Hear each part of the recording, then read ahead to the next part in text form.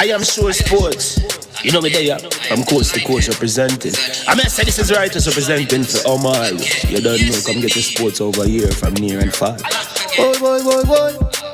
Me say I am sure sports, one thing me sure about. When me say sure, that me not doubt. Come get your sports, get it over here. Come subscribe, repost and share. I am sure sports, one thing me sure about. When me say sure, that me not doubt. Come get your sports, get it over here. Come subscribe, repost and share. If me not sure, that me not say it. Know who score, that me not say it. Never know no game play, that me not say it. If me never see no game, me no know who play. For your sports news, better come over here so. For your soccer news, then come over here so. If you don't love sports, still come over here so. For the day done, you a go love over here so.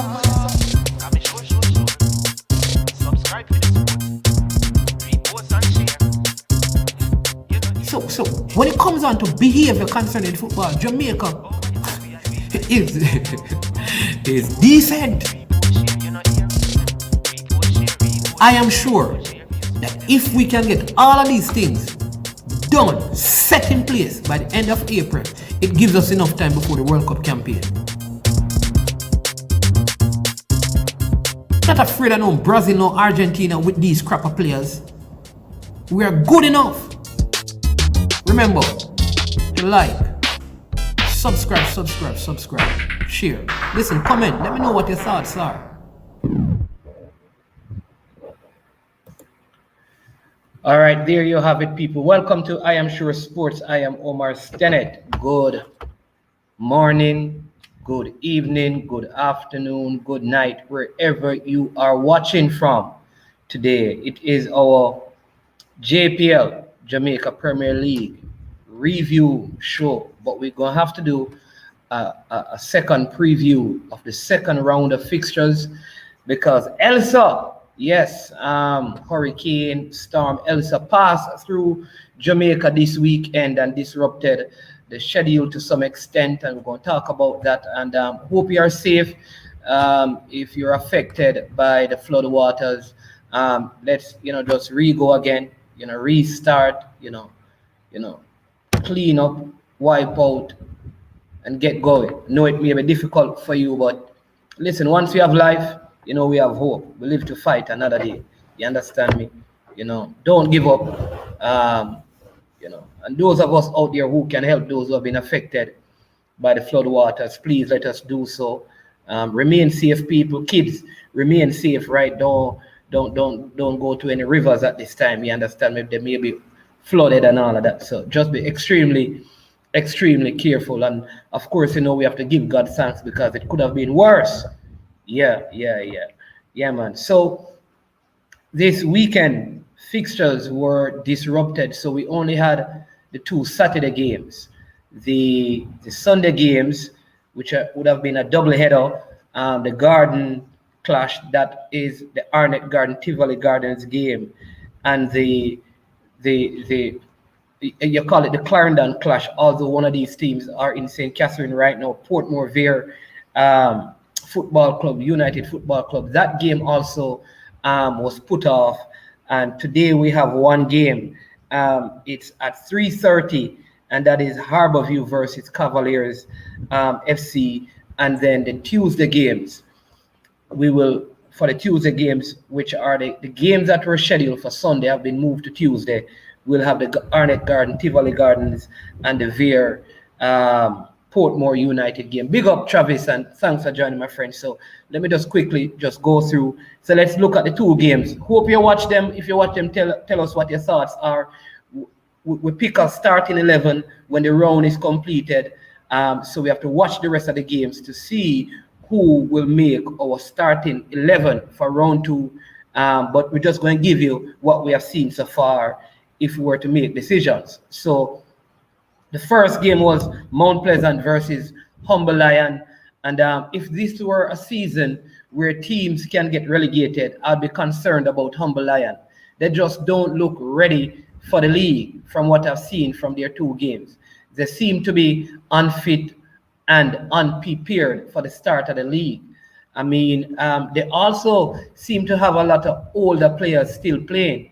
A few teams, they are making changes to their squads. You see, they have added some younger players. I kind of I kind of noticed that the Humble Lion team is primarily built around older players. They struggled against Mount Pleasant. In fact, if you watch the game, Mount Pleasant had 2 penalties that were brilliantly saved by Harrison, who is actually the reserve goalkeeper for the Humble Lion team. Dennis Taylor, their captain, is away on national duty. So Harrison stepped in. He's the one who caused the first penalty. It was taken by Leonard Rankin. Very poor penalty kick. Brilliantly saved by the keeper. Kudos to him. Then Gregory Lewis handled the ball from a corner. Mount Pleasant got a second penalty. And again, this time, Kemar Bedford took this penalty, and it was again brilliantly saved by Harrison in goal. Unless a keeper does extremely well so far, I would have to give Harrison the goalkeeper for the round, and he would be in my starting 11. He made some other brilliant saves, but right after the 2 missed penalties, Gregory Lewis got a free header that could have given Humble Lion the lead, but he missed, and then, like I said, the game was completely dominated by Mount Pleasant, and brilliant performances all over. They made some changes, so I'm going to talk about that, but they eventually got a goal from a former Humble Lion player, who was Francois Swaby. He scored very good build-up play. I think Mount Pleasant completed 8 passes before that ball was slid through by Kemar Beckford, who was playing in the number 10 position, and brilliantly slotted home. Goalkeeper had no opportunity by Francois Swaby. So that was the first game. The second game was a better game in terms of the balance of play. I think both teams were in it, but Waterhouse came out the winners. Dumble again, they have a very aging backline, and that I think is affecting the teams. When you're playing in this kind of sun hot, such a short time, older players take longer to get fit fast and to maintain fitness. And I think their backline was put under immense pressure. They never really created a whole lot. I think there were Nikolai Finlayson, Campbell, and Richard Thomas, played well for Waterhouse in defense. Their midfield played well as well, and they scored 2 good goals. One scored by Shaquille Bradford, former Camperdown High School player. I think that is the goal of the season. Everyone thought he was going to pass the ball. He hit it, and beating Damian Hyatt, hitting the underside of the bar into the back of the net, giving Waterhouse a 2-goal victory. Brilliant goal. And I will watch the game today and the games on Tuesday. But so far, that has been the goal of the round. 3 goals so far, but brilliant goal by Shaquille Bradford, former Camperdown High School player. It was also good to see a former standout at St. George's, Chevron Stewart, again playing football. That was so good. So good to see him. He played for Waterhouse. You can see that he has lost some fitness, so he came off, but he played very well. And also, Travis is saying that Mount Pleasant was poor. Well, you know what? I'll say this. They look better this game than the first game that they played. All right, I can understand it, because I think the people are getting used to the surface, and they are getting into match condition, because there weren't a lot of practice games being played. There wasn't a proper preseason. So I'm giving the teams almost a pass until week 3. By that, you should be in your groove and be playing better. But in my own estimation, I think the Mount Pleasant side look a whole lot better. Their pro license coach was on the touchline this time. Wally Downs barking out instructions, and I think that also helped. Jordan Fletcher was also brought on as well for Mount Pleasant. Look good in bits and pieces. Yeah, but some players, like I said, really stood out over the weekend. The goal by Bradford from Waterhouse, brilliant goal. The keeping from the custodian for Humber Lions, saving 2 penalties, very, very, very good. Asani Ricketts, former Portmore player, he plays right back for Mount Pleasant. Very good. So if you're a Mount Pleasant fan, let me yeah, carrying the game. Like, what's up with that? The JP, that's what I need to find out. Because I'm understanding. I hope somebody from CVM can help us with this, because the games are supposed to be on CVM. All right, they are supposed to be on CVM. So I don't know, because I watch it on Sportsmax. So maybe I need to look to see if they're on CVM. But here's what you can do. You can also download the Sportsmax app. It's in the Play Store, so you can download that and watch it from your cell phone. I know that some places in Jamaica don't have CVM, and that may be an issue. But the games need to be on free-to-air TV, because we need to see what is happening. But the Mount Pleasant starting 11, they had Swaybe in goal, Ladell Ritchie, Liston James, Asani Ricketts, Sule McCullough. That's their back four. And their goalkeeper in midfield, they played the Diamond. They played Leonard Rankin at the base of the midfield, Alwyn Harvey on the left, Latroy Leng, who they moved from right back and put him in midfield, and he played well. And then Cardell Benbow played in what we call the number 10. Kessan Hall and Francois Swaybe played up front. That is the 11 that they used, and I think they got better, or they played better with this 11 than what they used in the previous game. Like I said, good performances all around. Rankin held that midfield together. He looks very well. I think this is one of the players in the league that maybe the JFF need to look at, Coach Whitmore need to look at, to see if they can help to instruct him. Because to me, he looks like a very good central defensive midfielder. He tackles well. He passes well. He needs to be a bit more mobile. And I'd love to see like a program put in place to kind of foster his growth, development, and improvement, because he really he looks to have a certain class. And I know you're going to say, well, this is just the JPL, but let me tell you this: for all the people who have been saying that the USL is better than the JPL, now that the games are being played on proper pitches, you can see that the standard of play, it has improved. The Waterhouse team, I mean, they just kept on knocking the ball all around. I mean, Nicoy Christian from Dumble Holden, I mean, played very, very well. I mean, I'm happy. I'm so happy. If you guys remember, there's a player who played for Dintil a few seasons ago called Rodave Murray. Good to see him back in the league. Howell, who was at JC a few seasons ago, he went to play in the USL. He's back, and he played for Waterhouse. Had a brilliant game for Waterhouse in the middle of the park. So I'm expecting to see more of the players who went to play in the USL coming back and playing in the Jamaican League. Because I think overall, our league has better quality if the games are played on better surfaces and the players can be paid consistently. And so today, check out the Sportsmax app, download it if you want to watch the game. But this is going to be a very, very good game. We previewed it last week with Rudolph Speed, but this Cavaliers versus Harborview game is going to be a very, very big game. Now, you'll also notice that the second round should have been played at the National Stadium. It was not. So the third round of games, I believe, will be moved. So the next set of games, which is this weekend, they will not be played at the Captain Horace Center.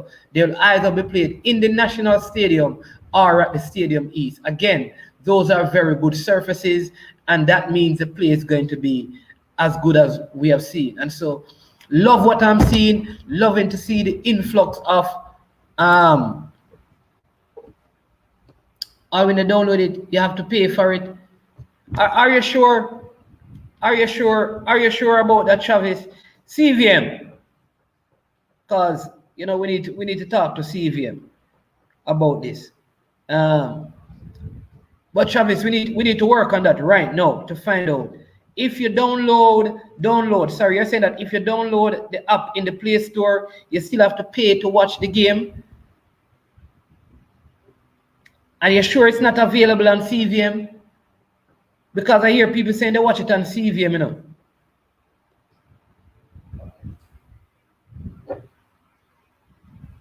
Yeah, the Sportsmax app, you download it, bam, open.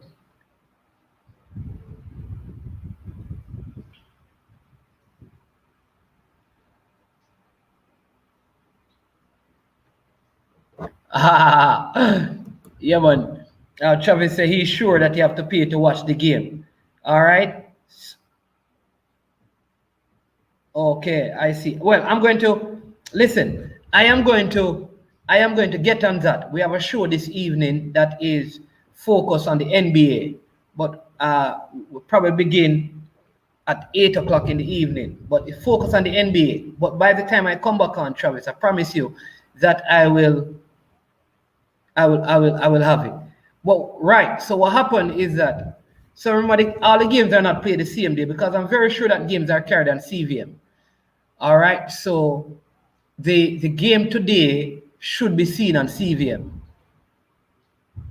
And the Tuesday games are supposed to be on CVM. That's the games tomorrow. So you should be able to watch them. But by the time I come back on later for our basketball show, I will be able to give you some information on that. All right. But that's it. I mean, like I said, the play is very, very good in the league thus far. You can see that there is good coaching going on. The television coverage is also good. The stats that they provide they are able to tell you how many goals players have scored in the league since they have been in the league. All the players' ages, they are able to tell you that. They tell you what formation the teams are. Yeah. So I'm going to check it out for you, Travis. But like I said, I watch it, and I don't have to pay on Sportsmax. And I did watch a game on CVM as well. I think the Mount Pleasant game that I watched the first week was on CVM, and it was also on Sportsmax. I could check to verify that, but I will get some information to you next week. I think the only thing that is sad about this league is that we don't have any team out of the West, either from Montego Bay or Westmoreland or Hanover, Trelawney somewhere. And I'm hoping that when the league restarts in October, I would see some of those players from the West playing their trade. I don't know how they're going to fill that UE spot, but I'm hoping that there's a way that something could be done to get a team out of Western Jamaica as part of this Premier League, because I think it's a good product from what I've seen so far. Good football. One thing I'll say, all right, and I don't know who is listening. And then, like on Fridays, we have our preview show every Friday with Rudolph Speaks here. We're going to have this discussion on Friday of this week as well. But I think it is important. It is very important that some plays be looked at on video. We may not be able to go VAR fully. There is a player from Dumbeholden that on 3 occasions he hit players from Waterhouse in their face with his hand. And I saw it in the Mount Pleasant game as well. And I know that if it were at the English Premier League or La Liga, he would have been red carded. I think when certain incidences take place, the referees should look at some form of video. I don't think this, could step the standard up, because one I think we need to cut out is this, what I call dirty play in our game in Jamaica, because it is not tolerated at the international level. And I think this is a measure that needs to be taken, and it needs to be taken immediately. All right. There's some way, somehow, even the television people can say to the officials, listen, go and check out this play. Or the fourth official can say, come and check out this play. right? I think it is necessary because there's too much of this hitting face kind of play in our game, and it needs to be eradicated. And what I said, I don't think the artificial, you don't like the artificial surface, think it will cause a lot of hamstring injuries. Listen, Travis, let me tell you this. In Canada, most of the fields are artificial. Most of them. The same kind of feel out here. You're playing in Haiti is a kind of surface. You're playing in the Cayman Islands, a lot of the surfaces, a lot of these territories, Turks and Caicos, a lot of these territories, this is the kind of surface that they use because it is expensive but low maintenance. And so it works and it can play in whatever weather. Hamstring injuries, because so far in the league, this is just the second week. We haven't had a lot of games, but we have not had any major injury issues where hamstrings are concerned. So unless there's evidence, because we have to do it based on evidence. Where is the evidence, Travis?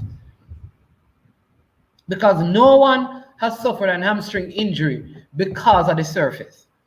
We have to understand that players are coming into this season unfit because of the stop and go, and then the eventual going of the league. And so that's what it really is to me. But I think, not like I said, not all the games will be played on the surface, because some will be played in National Stadium and also at Stadium East. I think if they, like, I think when Rudolph Speed was on, he said if there was a team in Western Jamaica, then games would have been played at Catherine Hall. But it is not financially prudent to do that because there are no Western teams in the league right now. But I don't know. I don't know that artificial surfaces cause more hamstring injuries. I think they are better because, remember, it is a kind of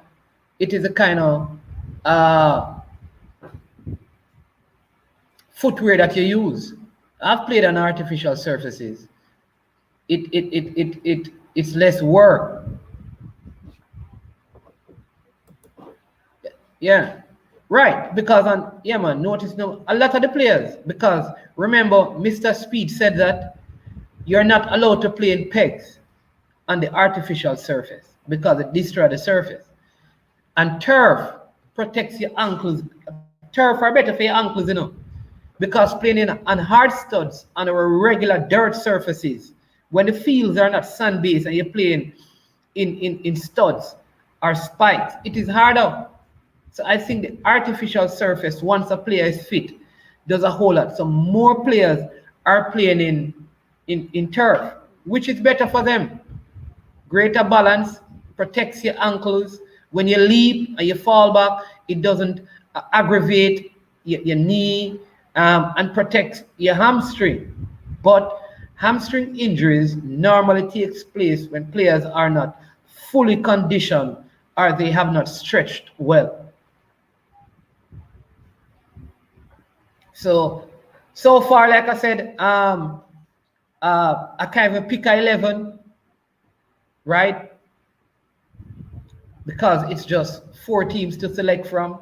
But I could do that. I could, in terms of performances, the goalkeeper from Humble Lion, I would start him. I would start. I thought in the Mount Pleasant game, Liston James played better than Ladale Richie, so I'd start Liston James, and I would start the player Nikolai Finlayson and the war from Waterhouse. Finlayson gave away a silly free kick, same aggressive play, totally unnecessary at the edge of the box. So I'd start the war. On the left side of the defense, I would start Sule McCullough, and on the right side, I'd start Richard Thomas from Waterhouse. That would be my back line. I'd start Rankin in midfield from Mount Pleasant. Thought he had a good game. Howell from Waterhouse, he had a good game. And Nicar Christian from Dumbly Holden, I would start him as well. That would be the 3 that I start with. Shaquille Bradford, I would start him, though he came off the bench. Thought he played well. Francois Swaby would also get a start. in my team, and I'd go with Kemar Beckford. That would be the starting 11. Jamaica ballers, them bleach too much. Listen, that is true. That's one of the things I don't like about the footballers. But I guess a man is an adult, you have to leave them to be and to do. But I noticed one player, I think Jordan Fletcher, a few seasons ago he was getting brown, but his complexion. So the bleaching thing obviously don't work. At some point you're gonna get back black like I am. So it really don't work. It neither here nor there for me. Yeah. But that's it for our JPL show. It's just a review. Looking forward to the game today. And like I said, this evening we have our NBA basketball preview, previewing the playoffs. We'll have Chris Lynch, Pioneer, G Star, and myself discussing the NBA finals with Milwaukee Bucks taking on the Phoenix Suns. But I'll give you an update on those persons who are struggling with watching the game. I want to ensure that I get some information to help you to watch it on free-to-air TV. So I'll give you that update when I come back on later today. Remember, for the Gold Cup, we're having some big plans. We have from here and from the States, we're doing some stuff on the channel. Yeah, but we're gonna work on that. He wasn't released. He was playing overseas. But he's back. He's back. So you'll see some changes to the Mount Pleasant squad as well. I think they, at the start of preseason, they had two Guyanese who had to go and play in the Gold Cup qualifiers. Guyana was knocked out, as you know. I think by Guadeloupe, they lost 4-0. And so those two players will be coming in as well. So you can look forward. Remember when if you did not watch that video, go back to the channel and watch it when we had David Galloway, the general manager at Mount Pleasant, when he was on, he spoke to that. Again, yeah, man, really want to thank you. I know this is the middle of the day and you're probably busy and very highly engaged. So I thank you for taking the time to tune in and to watch the show. Like I said, we'll be back. Again, Evan Taylor has been in training. I don't know if we will see him this season, but he is still a part of the Mount Pleasant camp. I don't know. I know he has always had a conditioning issue, but I will dig a little further and find out what is going on with Evan Taylor to see if we will see him feature this season in the Premier League. But I'm going to tell you this: the Mount Pleasant central midfield area is a very competitive place. You have Kevin Isaacs, Leonardo Rankin, Alwyn Harvey. All right, so those three players. You have Ronaldo Rodney, who didn't even get any game. So it's good when you have that. Listen, I hope Mr. Price can make some changes to the Humble Lion team. Listen, and that's what I want to see. You can't get relegated. So let's bring in some youngsters, man. Give the youngsters an opportunity to showcase their talent and their skills. You can't get relegated. So you have an opportunity to try out, test out, and see. You know who I saw as well? I think former Clarendon Glenmore footballer. He's a doctor now. Oh, geez. I'm going to get James Thomas. Yes, back in the league, Dr. James Thomas. Prolific scorer in the Dakar Cup, went to college, did well. He's a doctor now. Came back playing for Mount Pleasant. Looked like him need a little conditioning. So we'll see. He's the best CDM in Jamaica. Well, Travis, I can understand that, but I think there's aspects of his game that he needs to work on, and that's what I'm saying. I'd love to see, like, Coach Whitmore, the technical committee at the JFF, look at some of these players that are in or about the national team and talk to them about their game and give them certain goals that they need to meet at certain times, so that those they are not in the team, they are developing so that at any point they are called by the national program. They have the prerequisites to make a national program. I think so too. I think both of us agree on this, that Humble Lion is a little bit too old and they need to refresh the squad. I see you, Howell, good holding midfielder, Gregory Lewis, Linval Lewis. These guys are I see Ron Richards. I mean, some of these guys are old enough when compared to the other teams. So it's something that Humble Lion needs to look at.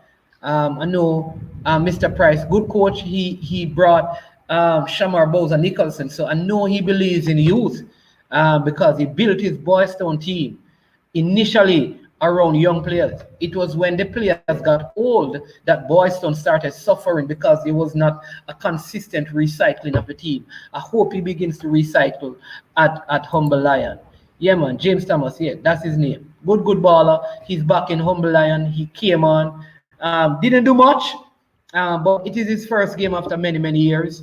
So yeah, man. So we'll see how things progress for him for the season. Again, thank you so much for tuning in. Really a pleasure having you today on our show. Again, we meet back here at 8 to discuss the NBA basketball, and I'll give you some update on what is happening in terms of free-to-air television coverage of the JPL, the Jamaica Premier League. Look out for our Gold Cup shows that are also coming up, and we have also our cricket discussion. This week we're having a Jamaican swimmer on the program and a couple of Olympians that we will be interviewing. We also have a future reggae girl that we're going to be interviewing, and we have a present reggae girl that we're going to be interviewing as well in short order. Have a blessed day and stay safe. I am sure sports. You know me there, I'm coast to coast representing. I mean, I say this is Writers representing for Omar. You don't know, come get the sports over here from near and far. Boy. Me say I am sure sports, one thing me sure about. When me say sure, that me not doubt. Come get your sports, get it over air. Come subscribe, repost and share. I am sure sports, one thing me sure about. When me say sure, that me not doubt. Come get your sports, get it over air. Come subscribe, repost and share. If me not sure, that me not say it. Know who score, that me not say it. Never know the game play, that me not say it. If me never seen a game, me not know who play. For your sports news, better come over yourself. For your soccer news, then come over yourself. If you don't love sports, still come over yourself. For the day done, you are gonna love over yourself.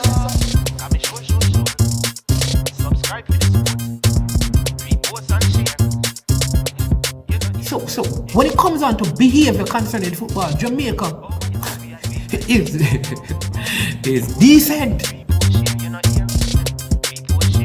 I am sure that if we can get all of these things done, set in place by the end of April, it gives us enough time before the World Cup campaign. Not afraid of no Brazil, no Argentina with these crap of players. We are good enough. Remember to like, subscribe, share. Listen, comment. Let me know what your thoughts are.